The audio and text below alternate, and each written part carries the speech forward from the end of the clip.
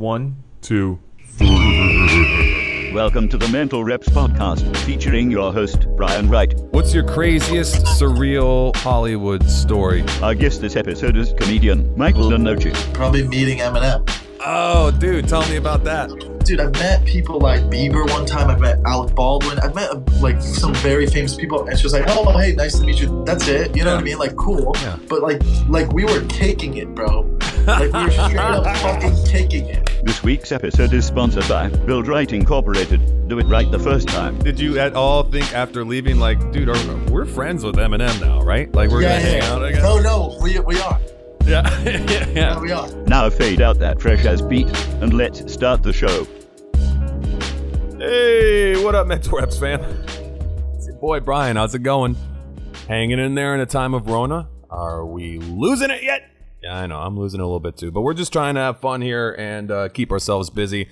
I've been doing some podcasts from home, talking to some people over the phone, and just trying to have a good time here, man. Honestly, we are all just trying to get through this together. So I figure, hey, let's try and give you guys some fun content that you can listen to while you have nothing else to do around the house. So here it is. Really funny conversation I had with comedian Michael Lenoci. He has been opening up for Chris D'Elia for about a decade. Really funny dude. Born and raised in South Florida. One of the reasons I wanted to talk to him, he's a South Florida boy, so we got into all sorts of South Florida stuff. Really just fun conversation. He's like one of those dudes. It's hard not to get along with this guy. He's been doing his thing, touring and living the comedian lifestyle. He's a really funny guy. So I really think that you guys are going to dig this episode. It's a good time. But first, before we get into that, I want to tell you about Build Right. If you're looking for local sanitation services here in South Florida, you've got to call Build Right. They are state licensed and insured. They offer local sanitation services that kill COVID-19, along with 99.9% of all bacteria and viruses. They use an organic, eco-friendly, high-grade disinfecting chemical approved by the EPA. It's a family-owned local business in Broward, serving the Tri-County area. If you're an essential business and need to keep your property and employees safe and virus-free, let them help you stay in business. Keep your employees working. They offer services for aircrafts, boats and yachts, public transportation, restaurants, gyms, offices, homes, cars, trucks, and more. It's kind of like you're running them through a big Purell machine. And now they're offering free sanitizing to vehicles of all first responders and medical professionals, which I think is very, very cool. So give them a call, 954-651-0932. That's 954-651-0932. Build Right. Do it right the first time.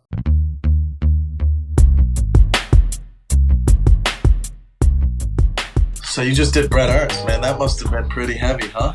Dude, we had to, we basically rescheduled tomorrow as like a part 2 because we just started getting into all sorts of shit. Bro, he will just kind of go on. Yeah, dude. I was like, at one point I said so, I was like, oh, dude, I'm sorry to interrupt. He's like, no, you're going to have to. You're going to have to. Wow, yeah, he gets really passionate. Yeah, dude, Brett's the shit. All right, so we're rolling, man. Like, let's just fucking hop right in. Dude, how you doing, bro? How you holding up in the time of Rona? I'm fine, man. I was built for this. So I'm good at just, doing nothing. A lot of comics are built for this. They probably think, if you're a comedian and they're like saying, oh, it's rough, like, they don't even know what they're talking about. They're not even realizing, like, this is what you always do anyways. Yeah. And you can look like shit, too. I'm not wearing contacts. I don't shave. I still work out, but like, what's the point? I want to like feel like I've been going through a pandemic, Yeah, dude. It makes it all that more real, man. Yeah, because honestly, exactly. And like you said, dude, Esther was saying the same shit. She's like, I fucking love this. And I've been hearing this from like a lot of people. They're like, dude, I feel like I'm in my natural habitat now. Like everybody's just kind of like catching up. I'm more productive now. I feel like I'm getting more shit done. Yeah. Because usually I'd be out and about doing nothing, just hanging out with friends and stuff. Yeah, dude. That's the thing is like everybody, the go-to line is like, I don't have the time, man. I just don't have the fucking time. If I had the time, I'd do it. Now you got no fucking excuse, bro. Like everybody's got the time right now. Like at least from one degree or another. People doing some crazy shit right now. You got some family. How's the family doing? They're good. They're in Florida. They're fine. It's all spread out over there. They're not like it's like, it's not a big city like LA or New York, Yeah. So because I want to get to that. You're in LA right now? Yeah. But dude, you grew up in South Florida, right? Yeah, but I've been in LA now 10 years. Saturday will be 10 years. So Holy shit. Wow, but you lived down here your whole life up until that point, right? yeah, I grew up in Coral Springs, but I always tell people Fort Lauderdale because, if you don't know Florida, then you don't know that. So I just say Fort Lauderdale because that's where I was born. And then I was there until college. I went to FSU. Where'd you go to high school? Taravella. Oh shit. Okay. Yeah. All right, dude. Man, that's so crazy. So what were some of your stomping grounds back in the day down here? Where'd you hang out? Taco Bell. The Taco Bell on University Boulevard. Dude, you are Dude, like that's the all- third there's nowhere to comedian hang who out said when you're that in high shit to school. me. I said, what were your What? stomping? You're the third comedian who said that to me about South Florida, where I'm like, what are your stomping grounds in South Florida? They say Taco Bell. What Yeah, the but fuck, dude? that's the first place we'd hang out in the parking lot there or something. You know what I mean? Like once you were able to drive. I mean, you would drive to the beach sometimes and go to Las Olas and A1A and just drive your cars around because that was at the time that was like Fast and Furious days where I had a hooked up Acura Integra. Oh, You all hooked up dude, and shit. that is It's stuff 2001, perfect. 2002. You remember me? It was like it was like right when Fast and Furious 1 came out. So everybody Hell was yeah. hooking up their cars. Hell yeah, dude! I So- put a chip in my shit. I put some straight Yeah, like I was one of those Flowmasters. Hell yeah! I was one of those guys. And we would race, but I mean, yeah, other than that, you would just find like one of your friends whose parents were degenerates and let us drink at their house. There was always one friend whose parents didn't give a shit. Oh, for sure. For sure. Like, dude, well, you got to have those people. Like, honestly, like, that was, my house was pretty strict, but, like, my parents would go out of town sometimes. So when they did, everybody knew, like, it's on, dude. We're fucking throwing down. But, like, Where'd you grow up? I was born in Plantation and born in Plantation General and been living here. I moved to Asheville, North Carolina for, like, 3 years in my teen years because my dad was developing some land up there. But moved right back down when I was like 18, and yeah, dude, been here my whole life, man. It's home, Yeah. It's fucking home. But like, it's funny. I was gonna ask you, like, how do South Florida like girls or women compare to like LA chicks? I mean, it's actually not too different. I mean, because it's like a warm weather climate place, so like. It's definitely got the best looking women are from South Florida or LA. You have a lot of like good looking women in both areas. True. And they act I like think- similar. Yeah, a little bit. Yeah, I mean, listen. Even in South Florida, there's girls looking over your shoulder for the next better thing. Like that's just how it is. Yeah. That's how it is in South Florida. Like, I mean, I'm not saying there's definitely less people in LA. That I mean, I feel like people in LA think they want to settle down, but they're so ADHD that they can't. Like everybody out here is out here for themselves, and then but the window of girls in South Florida from the ages of 21 to 26, that's a mess. You can't date those girls, dude. Those girls are just right out of college, happy, and there's guys with money taking them on dates, and they love the attention. So. No, because it's just funny you say. I just realized that like pretty much every girlfriend that I've had who lives in South Florida, obviously, like, but they're from another state. Like most of them, like I just kind of like I'm dating this girl Indy right now. She's from Boulder, Colorado, and she just moved down here like several years ago. But like my girlfriend before that was from Maryland. Girlfriend before that was from Jersey. Like I don't know why. That one was probably fun, huh? I was engaged to her, and we broke up as soon as. Well, it's a long story, but she was cool. But yeah, pretty intense family and everything. But they were really good people. Sure, I'm not gonna they're say intense anything, people. but yeah, like in a good way though. They love hard and all that shit. She was 100% Italian, and they had like some like let's just say like loose like extended connections with the mafia. And everyone somewhat does over there. They're like, yeah, I know someone that knows someone. Yeah, it was a whole thing. So, dude, like, where did you first try stand-up? Did you do, did you start down here and try and get your chops up before you moved out there? Or did you just move out there with the intent of starting? No, I just moved out there. I just moved out to LA, and then I tried it out here. There was a place I went to and watched. I actually talk about it. I tell the whole story on my podcast, my latest episode. I literally the whole episode. It's called 10 Years Later, and it's the first part. Oh, dope. And it talks about how I moved from Florida, how I realized I'm going to go move to LA, and how I got into stand-up and how I started. That's so sick, dude. Yeah. A lot of people usually start where they're from, and then they move to like LA or New York. But I was just like, well, what's the point? Like, I know I'm going to do it. So let me get out there and just start out there and start with the best. And it's definitely probably harder, I guess, looking back now. It would be harder to start in LA or New York, or maybe not New York, but LA. But, I mean, then again, if South Florida is not like a crazy comedy scene. So it's not like it's Chicago or, like Arizona or Vegas, or there's a lot of like good small comedy scenes all over the country, but like Florida's definitely not one of them. Trying to get there, dude. We're getting a little bit better. Like if you can't, bro, it's probably like similar to like LA. When you first start in LA, there's obviously way more open mics, but like there's not a lot. Like when a New York comic comes to LA, oh dude, like they're like, I have to do open mics. They're like, yeah, there's not like in New York you can be in the club scene within 2 years. Mm-hmm. In LA, it's going to take you 6 years to get into the clubs, dude. So that's the difference. But I just knew I knew I was going to do it. I just knew I was going to. I gotta give you mad props for that, man. That's pretty dope. Like that you can actually say like you. I like that you said that you knew that you were gonna do it, so you might as well go and try with the best, because that's fucking like brave, bro. Like Pete, that takes something of yourself to say, you know what? Like I know this about myself. I'm just gonna fucking take the leap. I think that's pretty sick. And like I know that a lot of people, I was in this conversation the other day.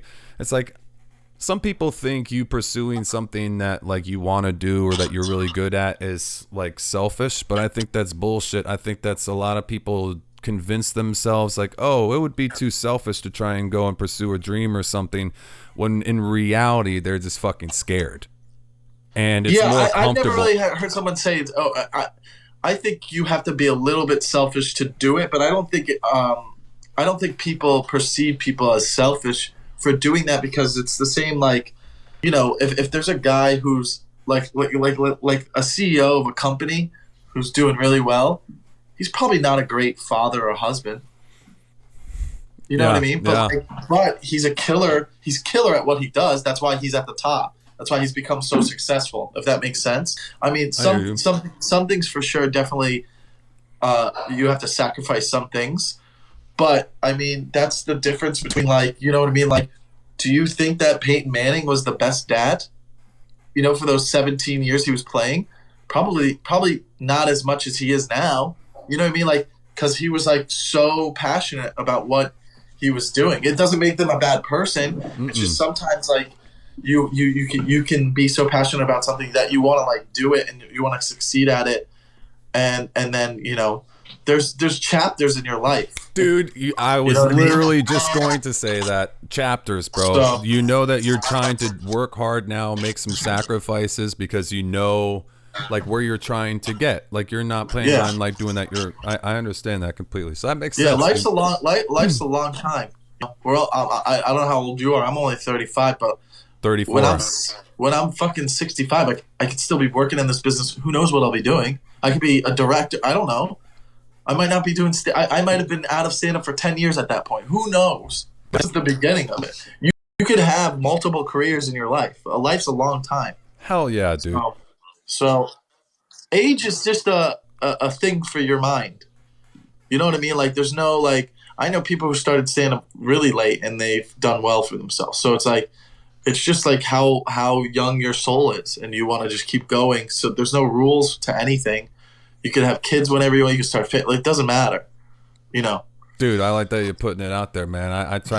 I try and really put that out there as well, but also like accompany it with like, I think it was Herm Edwards that, at least I heard this from. I know it's an old quote, but a goal without a plan is a wish. You also have to like try to figure it out. Yeah. And actually it is just as much as like making a list, starting to slowly check things off that list. And it's weird that you start proving to yourself, like, holy shit, like I can just kind of make a decision that I want to do something and do it. Like, as long as you're putting in the effort and the time, and you're obviously being honest with yourself. Like, I'm not going to fucking try and go and be like a astronaut. Yeah, exactly. Perfect example.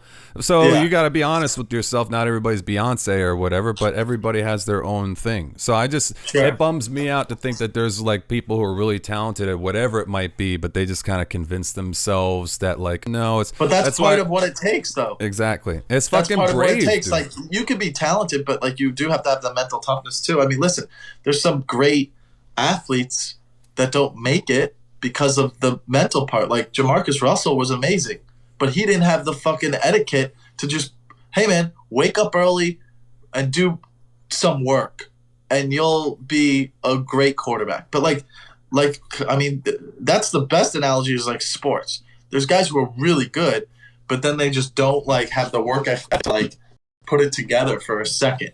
You know what I mean? Dude. So like when you say, I know talented people and they just don't want to make their sacrifice, they're scared, that's part of not having it. Like, you know what I mean? You have to have that part too. Dude, you know, exactly. It's not only talent, it's the mental toughness of it too. Because you know I know some people that are like way funnier than I am. You know what I mean? Sure. Or whatever, but they don't have that extra part to be like, you know what, fuck it, I'm going to try and put it out there or whatever. Or like an example is like Peyton Manning is way more talented than Tom Brady as a quarterback.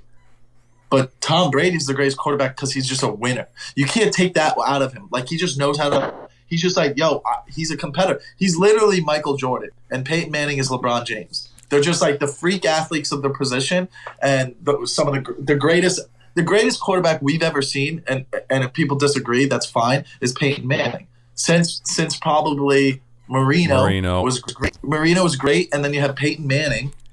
Okay, but then you have Brady is just different. Like he's a great quarterback. He's like a Joe Montana.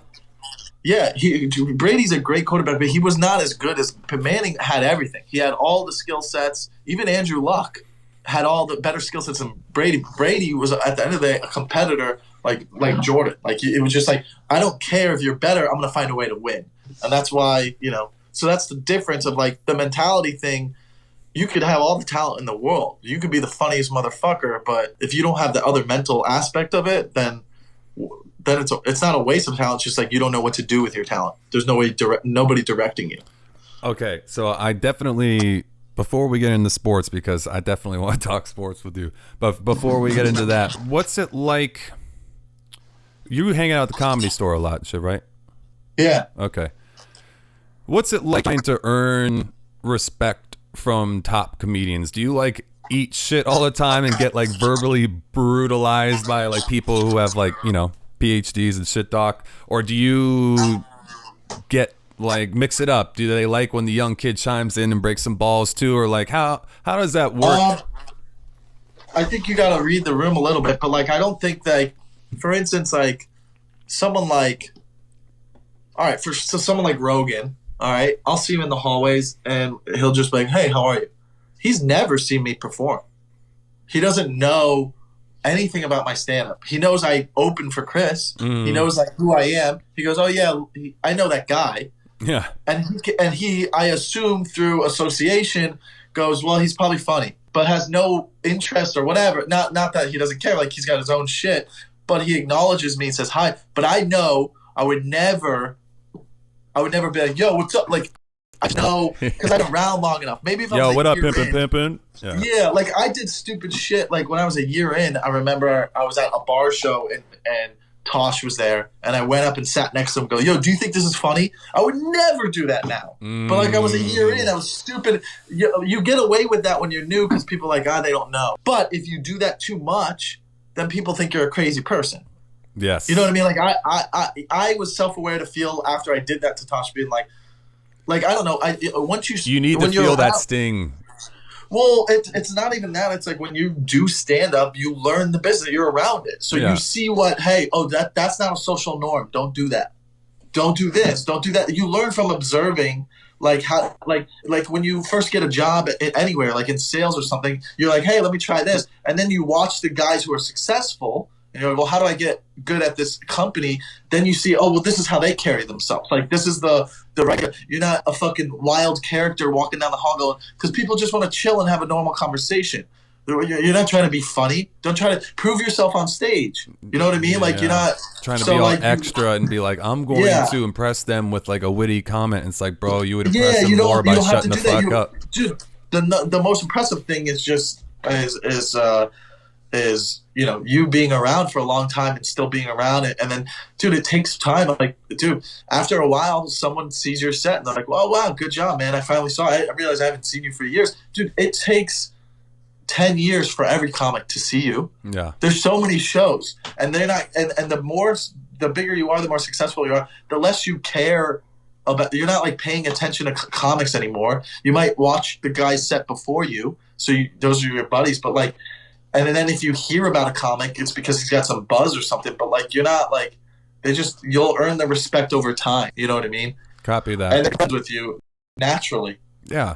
But you learn the business from observing it, Yeah, exactly. I think that it's kind of similar. Like, I'm in like radio and voiceovers, and I put on these comedy. I'm like relatively new to doing it, but I've been putting on these comedy shows, and I do a bunch of live events and shit. And when I first got into it, it's so fun, dude. I remember, bro. Oh my god, it was so funny. You know Tom Segura? Yeah. Okay, so he came down here. I used to be an intern for Paul and Ron. I don't know if you remember them big radio guys down here. Yeah. I went to that show one time with Bobby Lee years ago when I opened for Bobby. We went to the Paul and Ron show, and so yeah. I was interning for Paul and Ron. Tom comes into town and he's on Paul and Ron. So I say, "What's up?" I say, "I'm gonna see you at the show or whatever," and he's like, "All right, cool, man." We actually had a good conversation. Then I go to the show and he's selling merch afterwards, and I had no money. I was fucking broke as a joke, so I didn't buy anything from his merch table. I just walked up to him and I was like, "Hey man, like I would really love it if like you came on my podcast. I think that would be really cool, if like whatever, it'd be fun." And he literally just looked back at me. He was like, "Cool, man." Like in the most Tom Segura type of way. Like he's just like, "Cool, man," with that little smile. And I was like, I needed, that's why I said earlier, you need to feel a sting. Like I kind of needed to feel that. I was like, oh dude, like, yeah, obviously he's not going to do my podcast. Like I'm fucking 3 months into this career. I have no fucking clue what I'm doing. And he's just like, "Cool, man." And I was just like, okay, I needed to feel that a little bit.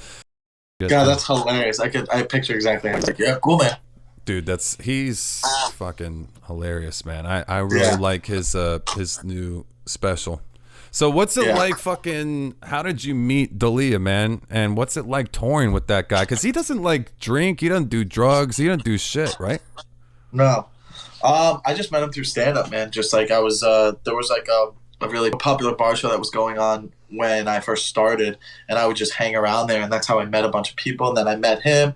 And then I would get to cold open that show one time, and he saw me go up, and then, we just exchanged info, and then we started hanging out. We became friends, and he became a mentor, and then he asked me to like come open for him eventually. But it was just like a natural, you know what I mean? Like I would go watch him a lot. He was like my favorite comics when I first moved out here, so he would always see me, and then people admire that when they're like, oh, someone looks up to them. So. And then over time, like we had the same interests, and we'd hang out, and that's gotta be a mind blower. He starts helping me.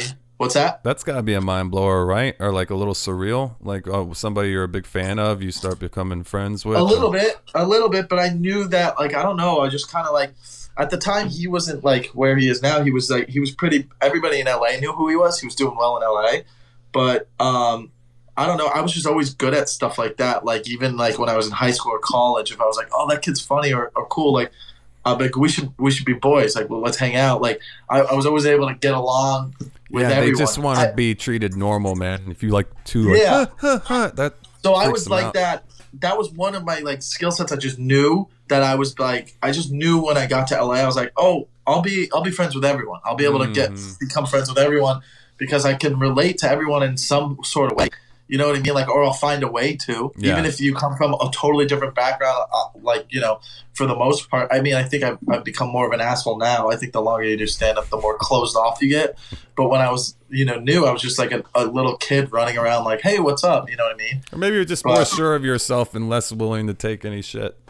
Yeah. So, but I mean, so I kind of like, so I mean, it just like that, it happened. And I kind of, when I started opening for him, he was just doing like little clubs here and there. So I kind of was with him from the beginning to now when he's doing these huge shows. Dude, I saw you guys down here at the Olympia Theater or Olympia. Oh, yeah, that was a fun show. Bro, that was fucking fun. As you guys could tell, dude, how everybody fucking shows up late down here in Miami. I know it's nothing that you don't know. Everywhere. It's everywhere, dude. Everywhere? It's not only Miami. Because his shows always start late for some reason. I think it's just like, I don't know. Yeah, that's hilarious. All right, so I got a question. I put it out there that I was interviewing you today, and I got a question from my homie Danny. All right, hold up. What's your craziest surreal Hollywood story? Probably meeting Eminem. Oh, dude, tell me about that. That was like, I think that I've always been a huge fan since like growing. He's the reason I like when I got into like I didn't really listen to music growing up in Florida. I was just into sports and like playing. I was just all about sports. I didn't like care about music. I remember like my sisters had what was the boy group? I remember she had that CD. Backstreet Boys and New Kids on the Block. Old and then school. I remember she had like the Green Day album, the one with the Dookie? drawing on it. Yeah. And then I remember hearing it because she would play it. And then obviously like Michael Jackson. But like I knew nothing about like hip hop. Like I remember not even knowing who Tupac was after he died. Like that's how much I didn't know music. Then Eminem came around. And I was like, whoa, what is this? And whatever. I took a liking to it. And he opened up just not only rap, music to me. Like then after you start listening to rap, because of him, I start exploring. Then I find Nas. Then I become a huge fan of Nas.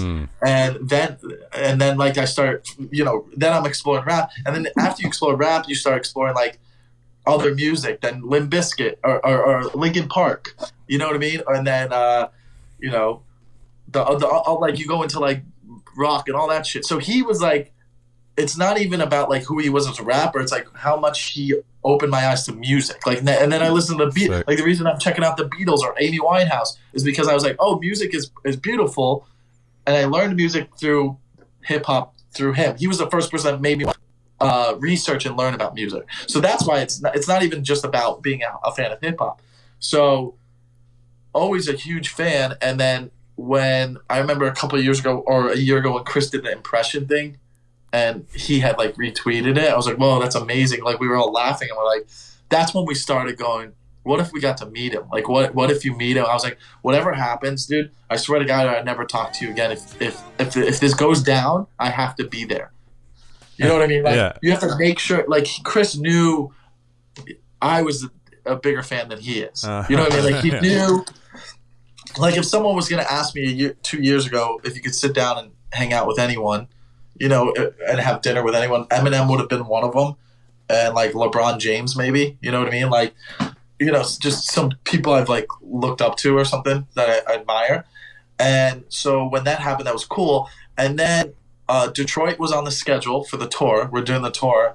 And we're like, man, that would be awesome if somehow we could like. And my buddy worked at Interscope for a couple of years, so he worked with Steve Berman for a while. So we would always so Steve Berman knew who me and Chris were, and we would always talk about Eminem. But Eminem doesn't really leave Detroit a lot. He just does all his work from there. So if he does come to LA, nobody knows, and he's probably at Dr. Dre's house in Bel Air. Yeah, nice. So you're not gonna know. But when Detroit was on, that we would always like talk about, man, how cool would it be if we like accidentally kind of if we were able to like meet him or something. And that was a while back. And then a week before the trip, Chris was like, yo, I got something to tell you. He's like, at this point they had put, so he did the impression. Logic did the song with Eminem, and then they hit up Chris to be in the music video. So at that point, we're like, oh my God, this is crazy. This is happening. Like now we're like, this is crazy. At that point, I was like, this could happen. Mm-hmm. I was like, there's a chance that he's gonna get to meet him at the very least. But like at this point, my 15-year-old me from 1999 is sitting there going like, I've wow, earned like, this. I'm 1 degree away from Eminem. Ah. I'm 1 degree away. Like if my best friend gets to see, like this is crazy. It's already surreal. Yeah. It's already crazy that my best friend's in a song with him. Like this is insane. Yeah. So that's when, and then a week before we go to Detroit, they're like, his people set up. We're gonna set up a meeting when we get there. So we knew going before Detroit, and the whole time we were in Detroit because we were on like a week run from Detroit to Minnesota or whatever, or Michigan or something. We were doing other cities. I thought it was gonna get canceled. I was like, there's no way this is gonna happen. Something's gonna come up. It's gonna get canceled. And then the day of, the 2 days before, he's like, we got a car picking us up at 4 to a fucking 8 Mile. That's where his studio is, right? Just like the fucking movie. And I was like, bro, until the day up, I was like, this is going to get canceled. You know what I mean? Yo, we're going to fucking 8 Mile to Eminem studio. Yeah. Okay, go ahead. Bro, and I'm thinking, and I wake up that day, the night before was the best part, was the night before, me, Chris, and my buddy Zach, he was with us. He was like, he's like our tour manager and a buddy, and he would like sell the merch and stuff. He was with us, and the night before, we're just in the hotel room, just listening to Eminem songs, like just giggling, like all kid. It was the first time I've even seen Chris like become a kid and be like, yeah, this is like, he was excited. Yeah, he never gets excited about shit, and he was just like, we were all just like listening and talking about like what really songs we like. man. Like, yeah, and then the next day, the car comes and picks us up, and we're on our way. And we're just like, and it was surreal just being on the highway and actually seeing like 8 Mile and like getting off at the exit. And then we get there, and then we park, and then some lady's at the door, like one of his like manager people. She opens the door and she's like, "Hey, what's up? Nice to meet you." And there was like his day-to-day manager, another like guy that works with him, and then they go down there on the right, and I'm walking ahead of Chris for some reason.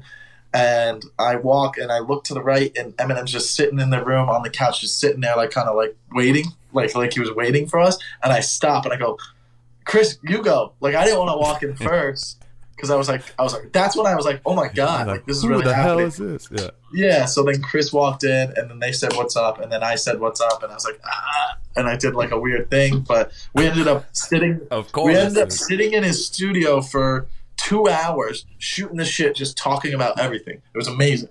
And like we were making each other laugh. Dude, what's it like when you see those eyes, those like intense eyes staring back at you, just like those Eminem eyes? Yeah, I mean, it wasn't just like him and like it wasn't like him and Chris talking. Like we were all engaged, and his buddy was engaging. Yeah, because there was 4 of his. It was him and 3 of his people, and then us 3. So so there's like 7 of us, and we're all just laughing, talking, making fun of each other, talking about like the business, talking about comedy, rap, talking about like the up and coming shit. Like it was just like, it was so surreal. I think about it every day. I'll just think about like that moment was like so cool. It was so cool, dude. We left when we got in the car. We all sat there and we're like, oh my god. We were just like, oh my god. We were like, oh my god. Even like Chris was like, oh my god. Like dude, we were just like, fucking happened. Because it wasn't even like dude, I've met people like, dude, I've met Bieber one time. I've met Alec Baldwin. I've met like some very famous people. And it's just like, oh, hey, nice to meet you. That's it. You know what I mean? Like, cool. Yeah. But like we were kicking it, bro. Like we were straight up fucking kicking it. Like we're straight up kicking it, laughing. Like, dude, there's nothing like that will ever happen. Like, no, but dude, did you at all think after leaving, like, dude, we're friends with Eminem now, right? Like we're gonna hang out again? No, we are. Yeah, yeah. No, we are. I truly think that that it won't be the last time. Like I think that if we were ever there again, hopefully it could happen again. Or like if he ever did a concert in LA, hopefully we could maybe go or something. Because afterwards he's like, "Yo, anytime you guys are in Detroit, hit us up. And if we're ever in LA, and you want to come, we'll come to a show maybe." I think he thought about coming to the show, but he probably didn't want to because he knows that there would be a lot of attention drawn to him. Someone would be like, "He's here," you know what I mean? Dude, I think that is so for real. I am not in radio or trying to do anything in comedy. I don't like. My goal is not to be famous. My goal is to just I've like identified something that I'm good at and a few things that I'm good at. So I want to pursue those things. And I want to be around these super interesting, fucking awesome people. It's for the company. I have also, oddly enough, and being in South Florida, which is like kind of a hot spot, met like a whole lot of famous people over the years. And like you said, dude, they just want to be treated normal. They're normal people. They shouldn't piss like the rest of us. And like, that's what actually ends up ingratiating you to these people if you're just like chill and cool and they appreciate you more. But like, dude, honestly, it's the company. Any reason why I've ever thought about like maybe pursuing stand-up comedy, it's all driven. Like the top reason is so I get to hang out with fucking other comedians. And then like it's I guess you'd call it access just to other people, not like places or like events or anything, just people. Like being able to do like what you're doing. It's dope, dude. Yeah. I mean, dude, I've had a good time. I can't complain. Yeah, like, and it's just the beginning. I feel like, you know what I mean. Like I've only been out here 10 years. You know, I'm 35. What will it be like when I'm 50? What will I have 10, 15 more years? You know, what will I have? What stories will I have? Like I've had a great time. I can't complain. That's cool, man. Yeah. You got this path, dude. You got like, you know, you're on a path. You know what you're doing. Like that feels really good. Yeah. All right, so really quick, dude, let's fucking, there's a couple more things I want to get to. Like, well, we still got some time. Are you cool on time? Yeah. All right, cool. All right, so, dude, no more fucking comedy shows at the moment. Everything's pretty much on hold. We don't know when this shit's going to blow over. So, what are you trying to do, like, with your spare time? Are you trying to just use this as a time to recharge? Are you trying to stay creative and write a lot? Like, how are you using this time? I mean, I'm putting a lot of time into like my podcast. I just putting up YouTube clips and stuff of it. Where can people find it, by the way?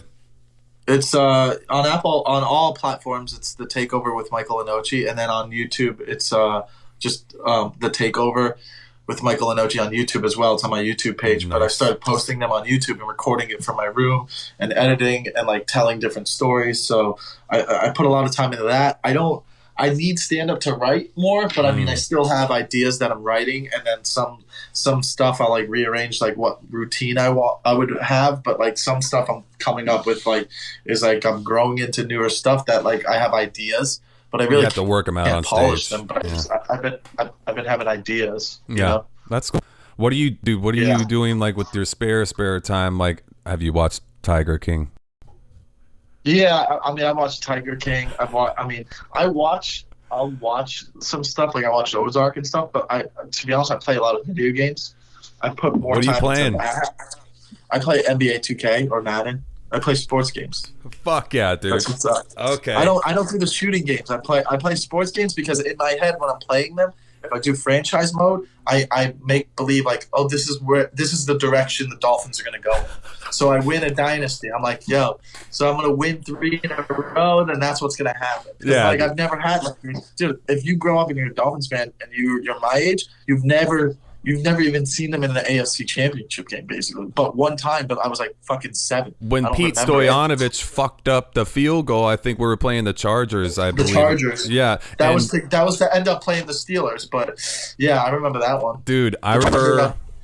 Or what was it that was the last one I remember. I don't remember when they played Buffalo. I was at that. And lost. No. Yeah, no, I wasn't there. I think in '92, and we had the home field advantage. I was at that game with Flutie. And Buffalo won. Yeah, dude, with Flutie. I remember seeing him run out on the field like, dude, is that a little kid? In like no, not the Flutie one. It was I'm talking about when Buffalo beat us to go to the Super Bowl. That was Jim Kelly days.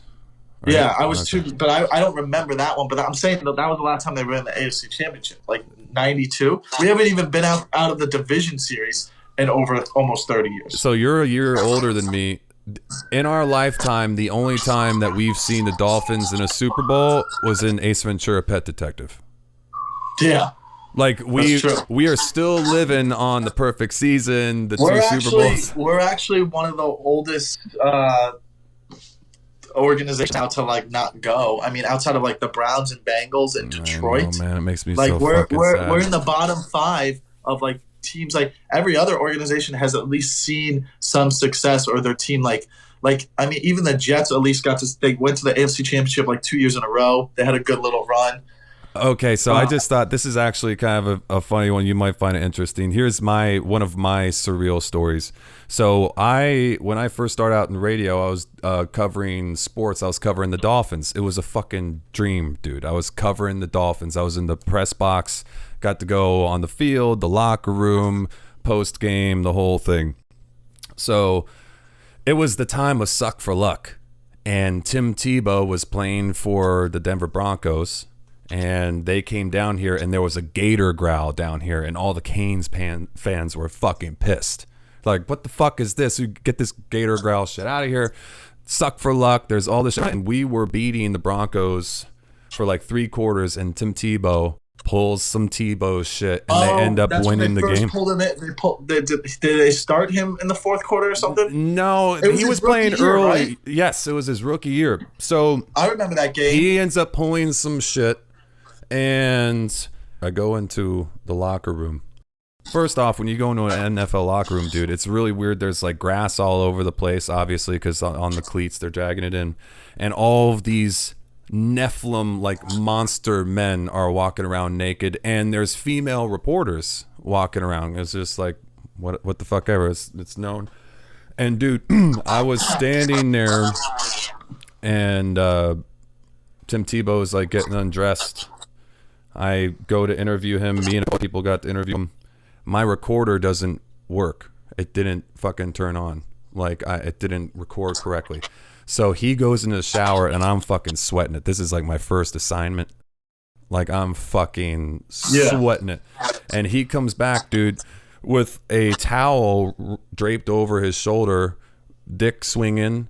And this is like the height of Tim Tebow, like, mania. And it's really weird. Like, I was like, obviously I don't give 2 shits, but it was a weird feeling. Like, I was seeing something that a lot of people would be curious to see at the very least. You know what I mean? Like, it was just, it's Tim Tebow's dick, and it's just a penis. It wasn't gold plated or anything. It's just a fucking regular old penis. But it was so weird. He comes in, and like this old couple comes up and gives him a hug. His dick is like swinging. Like, this woman's purse hits his dick, like, as they're hugging. Really? I was just like, what the fuck is going on here? But that's the story. But it was pretty crazy. I was just like, great that we went into Tim Tebow's dick. Yeah, that's right. He came back, and he was so fucking cool about it, dude. He was like, no problem, man. Yeah, that guy's he's known as like the nicest guy. I asked him a couple more questions again. He said thank you, whatever. It was just super. He's like a super impressive, like, young dude. But, all right. Before we get you out of here, sports top 5 of 3. I'm gonna give you an option to pick 3 of your favorite sports out of any of the main sports. And I want your top 5 favorite athletes from each sport. Let's do sports. We've come too far! There's too much to lose! It's not just keep our composure! Playoffs? Can't do it. Hello?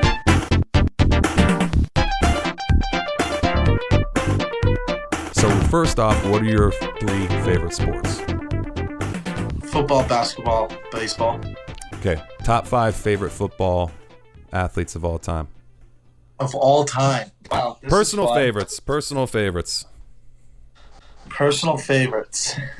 I mean, I guess I have to put Marino in there because I was a kid, and he was an influence in my life. I mean, I have him right there. I got him all over the place. Yeah. So, I mean, he for sure is up there. I would have to put. Oh, man, this is hard. I mean, I wish I was. You want mine for inspiration? No. Okay, good. Because I want. Yeah, no. I like your answer. I thought I was helping, but I like your answer. Mine. I have to think. Like, I loved watching like certain guys. Like, I loved. I mean, I want to maybe put Manning in there. Like, I've always loved watching Manning too. For sure. And then I got to put one of the running backs in there. And I liked LT, but I don't want to put top 5. And I almost want to put Barry Sanders in there too, but like I only barely remember Barry Sanders because he skipped out by the time I was really old enough to get really passionate about it. So for sure Marino, for sure Manning. I mean, dude, I guess I would have to do Dolphin play. Like I loved when Ricky Williams was on the Dolphins. It was so amazing. You know what I mean? Fuck yeah. And like that was a lot of fun having him on the team. I mean, Jason Taylor, Zach Thomas. Like if I'm picking if I'm specifically doing only Dolphin ones, like it's hard because those were my guys. Yeah, man. But like I want to also pick guys who like didn't play. Like I obviously loved watching Vic play. Like it was fun to be like, oh, I want to watch Michael Vick play. Yeah, dude, Vic was fun, man. Deion Sanders, even though he was a little early for us, but still like Deion Sanders. Yeah. But like certain guys, like Ed Reed. Oh, this is good. Ed Reed. Troy Polamalu. Yeah. He was fun to watch. But I mean, like they were always on teams that I hate. You know what I mean? That's the problem. But I mean, but Manning for sure was like, oh man, I love watching Peyton Manning play. And then, I mean, there's got to be a running back I'm forgetting about. Well, you got Barry Sanders, LaDainian Tomlinson, AD, fucking Peyton Hillis.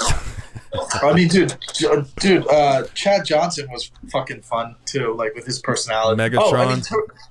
Terrell Owens. Terrell Owens and Randy Moss were two of my favorites. I mean, for sure, those guys. Sean Alexander was dope for a little bit. Edgerrin James, like, there's a lot of cool guys. Tony Gonzalez. I mean, it's too hard. I would need like picking a favorite child. All right, I can do basketball easier. Basketball's easier because give me basketball.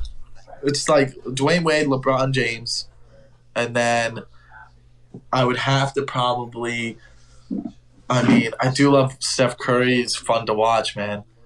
Dude. But for sure LeBron, for sure Wade, and then I mean Kobe. You got to throw Kobe in there because it was amazing. Allen Iverson. Bro, the thing about Jordan is I respect him. He was great, but I hated him because I was a Heat fan. Mm-hmm. So I hated him. I didn't want him to ever win.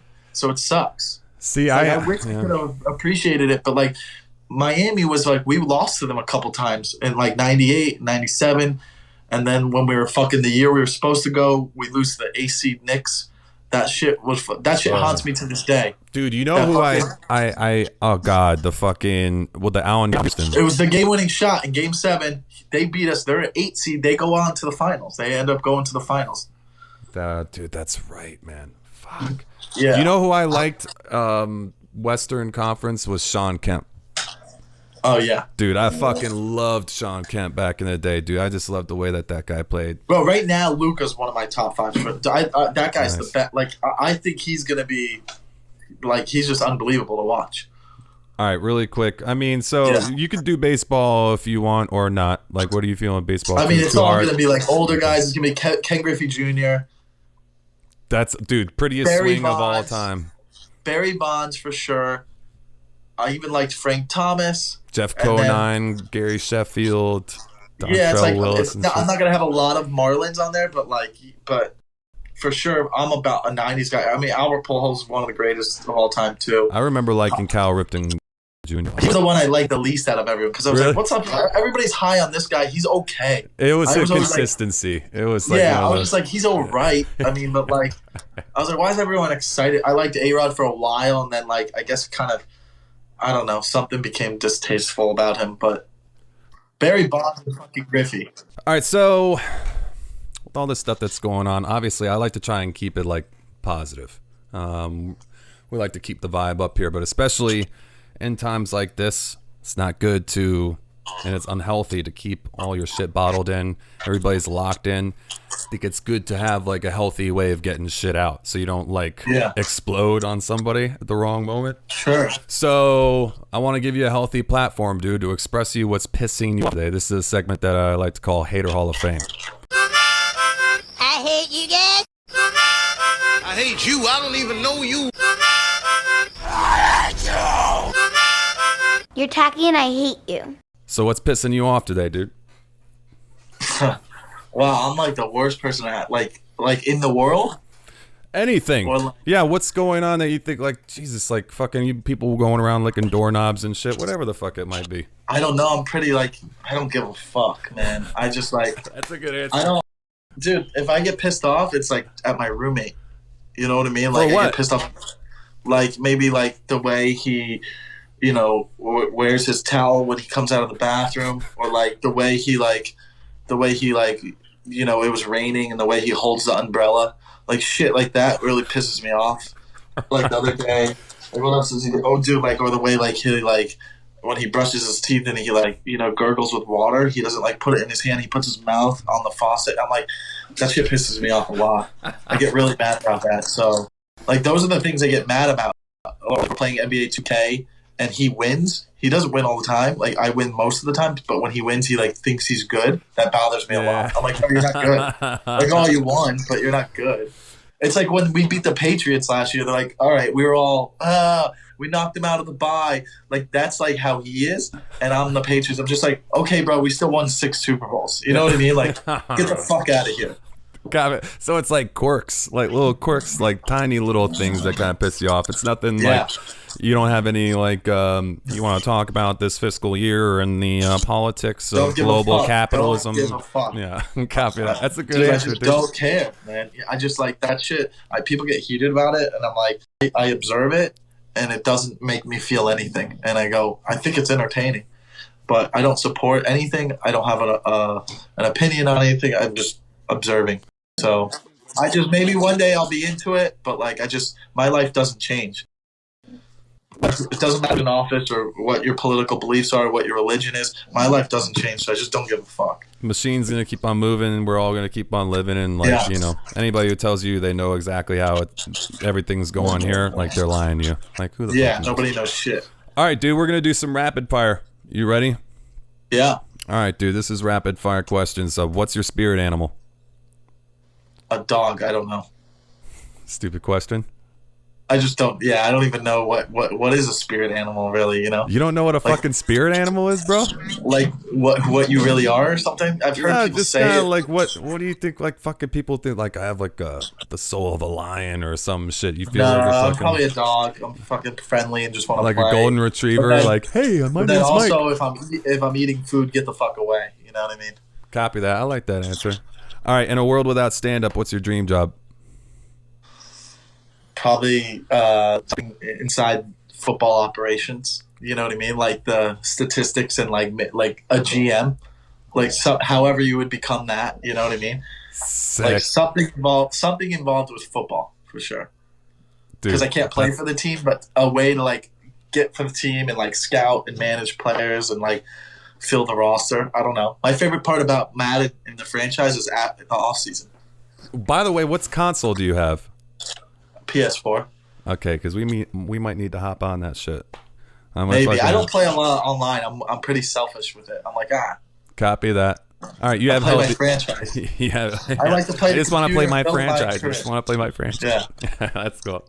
All right, best piece of advice you ever got? Best, I guess from my mom is just like, don't let things bother you that you have no control of. You know what I mean? It's just like only control what only let that bother you. If you have control of it, change it. Like what do you want? Do it. It's just things that she would say to me. So I really like that one, man. I like that one. If you could meet anyone current or historical and spend the day picking their brain, who would it be? LeBron James. Because I've already done it with Eminem, so. Fucking nail. Look at that. Yeah. That's a good answer. So, LeBron James. He's the next on my thing. Okay. Let's ask this one. What's some wisdom you can share with anyone who's listening, who's trying to pursue their dreams, like young comedians in particular? Nobody knows what they're doing. Everybody's just kind of floating around. When it comes to the arts and this business, everybody's just doing stuff that they enjoy doing, and they're floating around, and nobody knows what's right. And then when something is popular, people go, "Ooh, look what that's doing." But like nobody knows when it's being built, so there's no right or wrong, especially with art. you have to fail to become great. You know what I mean? You have to keep failing. Fail better. And you have to be good at failing. Yeah, dude. For real, man. For real. That's so true, man. You got to put yourself out there and expect it oftentimes. Yes. And that's the only way that you get better. By the way, I've mentioned it, or I've been wanting to mention it, dude. I see you repping the Finnies out there. I like that hat, by the way. You stay repping the Finnies and all your South Florida teams out there in Cali, right? I only wear South Florida teams hats. Fuck yeah, dude. This is like a different, I got this heat. It's like in the old kind of Marlins colors. It looks like an Orlando Magic Miami Heat shirt. It's weird, right? It's like a crossover. But yeah, dude, when I was up in North Carolina or anywhere I go, dude, I went up to New York when I was wearing straight head to toe Dolphins gear, going through Jamaica Station or whatever, and dude, I was getting so much shit, but I fucking loved it, dude. It made me feel good. Yeah, no, I want people to know that that he's a Miami Dolphins fan. That comedian's a Miami Dolphins fan. Like how Jay-Z always wears the fucking Yankees hat. I want to. That's me. And guess what? I've had a lot of friends tell me, and it makes me feel good. They're like, dude, I know you rep and fuck with them so hard that if the Dolphins ever win a Super Bowl, I'm gonna be happiest for you. Because they know I get that too. I think I get that too. Yeah, people know, man. Yeah, dude, I fucking love that shit. All right, man. Well, what else, dude? You feel good about this? You feel good about it? Yeah, I feel good. I think that we should just do I think that the draft is a week from tomorrow. So hopefully a week from tomorrow we have Tua. So I think that's what's going to happen. Is that what you want? I think it will happen too. I don't think there will be any trades because of this quarantine. All I got to say is that we need to load that O-line because having a great QB doesn't mean shit if he's on his ass the whole game. Well, he's not going to play one game next year. That's the thing. It's going to be Fitzmagic. Fitzmagic. And you gotta forget Rosen's there too, so we'll use him to trade him. So, or maybe he'll make Tua. Maybe he'll become better than Tua. You never know. I love it, dude. Dude, we got. We'll have to definitely for sure. Especially depending on how this shit goes. We'll have to check in again, in the coming months, man, and we'll fucking talk about some more sports, some more Finnies, and when are you coming back down here? Don't know. We had shows planned in West Palm. And then those got moved to the last weekend of February, the last weekend of May 29th at West Palm. So you don't really come down here unless you're on tour, right? Or do you come down and kick it? For Christmas I do. Okay. To see my family. But, I think the shows at the end of May will probably get rescheduled as well, obviously, at this point. All right, cool. Well, yeah, dude, best of luck, man. I know that this is a tough time for everybody, but, fucking keep staying creative, keep doing your thing, keep putting your podcast out there, because people need that shit. You're a funny dude, and I know that you're really you're growing in the comedy scene, man. I see you, dog. You're fucking doing it. Thanks, man. So keep up the good work. And where can people find your shit online, especially to purchase or watch it for free? Where's the place? Just at Michael Lenoci online. Just it's in his info for this podcast. So there you go. All right, cool. Yeah, fuck yeah. Yeah, keep your head up, man. Good meeting you, dude. Yeah, and good meeting you too, dude. By the way, Brett Ernst said, "What's up?" He wanted me to pass that along. He's a good dude, man. And I know we talked. I think that we talked a little bit about him in the beginning, but yeah. He's funny, dude. He's hanging in Ohio right now, right? No, he's down here in Boynton. Oh, really? Is his mom is over there or something? Yeah. Got him. Yeah, okay, cool. All right, dude. Thanks so much. And we'll definitely keep in touch. And when this shit all blows over, we're gonna be doing more comedy shows and fucking getting back to our thing, man. I'm really looking forward to it. Yeah. No worries. Thanks for having me, bro. Hey, man. I appreciate you, dog. Talk soon. Take care, man. All right, be safe. See ya. Later.